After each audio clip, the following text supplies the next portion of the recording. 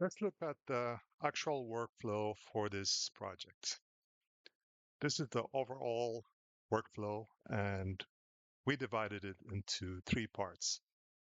The input part, the data transformation preparation, and the final output. Let me zoom in to the input first.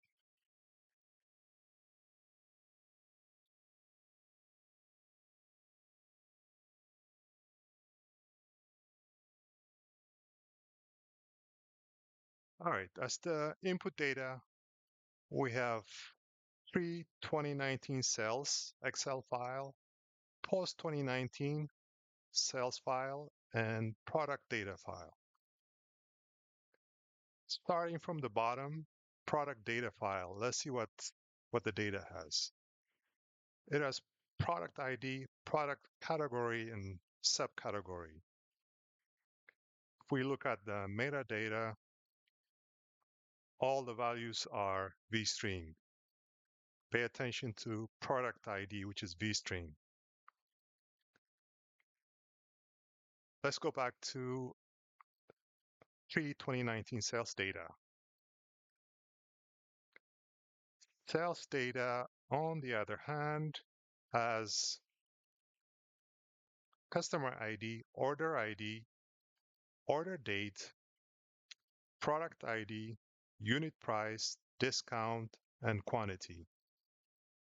If you look at the metadata, the product ID here says it's double.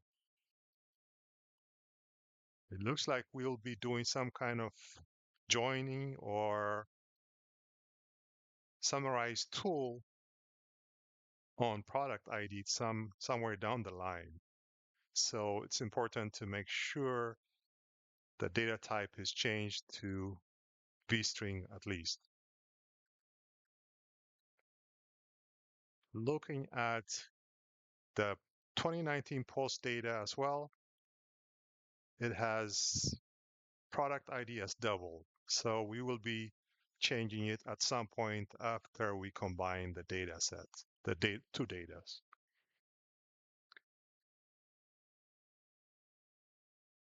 So if we look at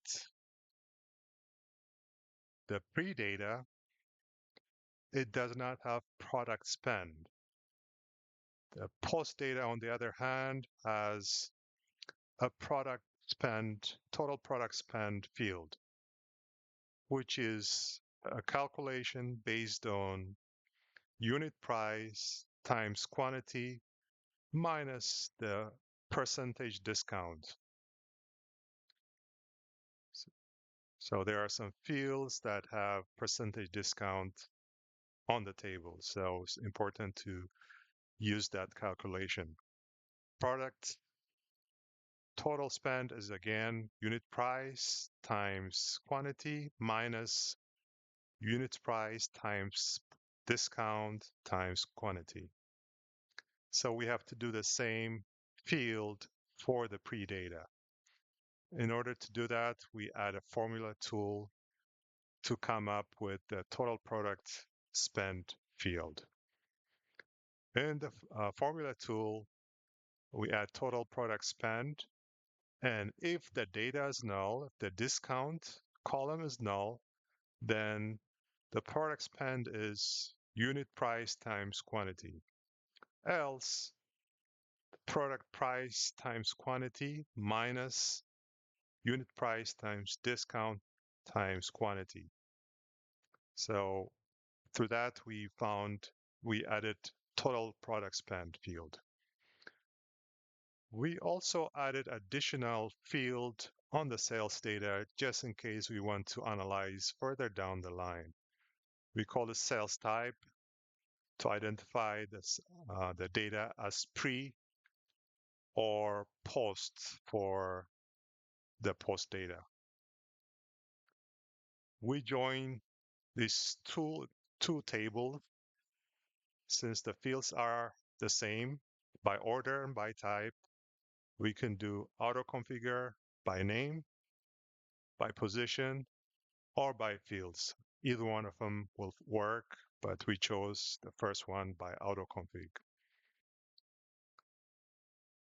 As I mentioned earlier, we need to change the field type, product ID, data type to vstring so that we're able to combine it, join it with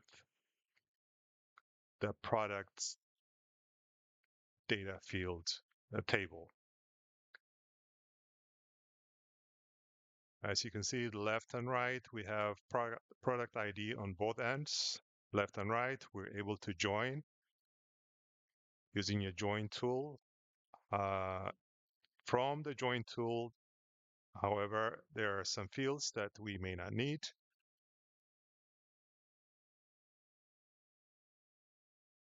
Let me expand this. On the right side, we have a product ID. On the left, there's product ID, so we drop one of them. So we have the data ready for the next step, which is getting us closer to our desired workflow and calculations that we're going to perform. Here again, it's important to remember that we are going to need the order ID grouping since the company is looking for order spend over the uh, large quantity, large dollar amount. So it's best to use grouping by order. So in this case, we ordered ascendingly by order ID. This would help us, have the order IDs grouped together to see how many order IDs, for example, as an example, number 3 and number 4 rows, order ID of 322. We have product spend of 31, 19, and 29, 298 or 8. So we can add them up. So we use summarize tool to group by order ID and total or the sum the total spend for that order. For simplicity, we call it total order spend.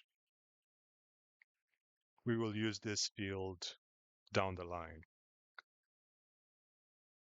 The next step is to make sure, as the company wanted to get 3 times the standard deviation over the average spend of the orders, we use another summarize tool to do just that. In this summarize tool, we come up with average total order spend and standard deviation of the total order spend. We have basically 2 fields for that or grouping by order ID.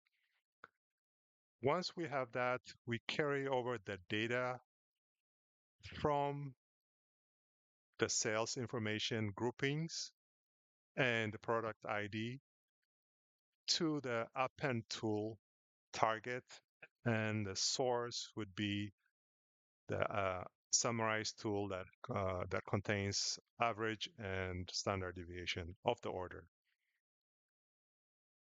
Having said that, now we're ready to combine the data using a join tool, which combines the order ID grouping that we made earlier with the order ID carried over from the data that carried over from the sales and product information.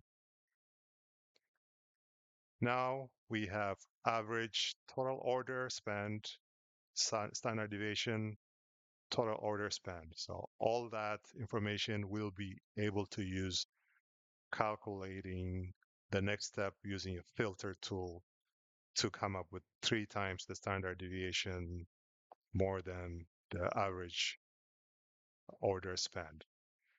My partner will go over that step and desired output that we wanted to carry over. All right. Thank you.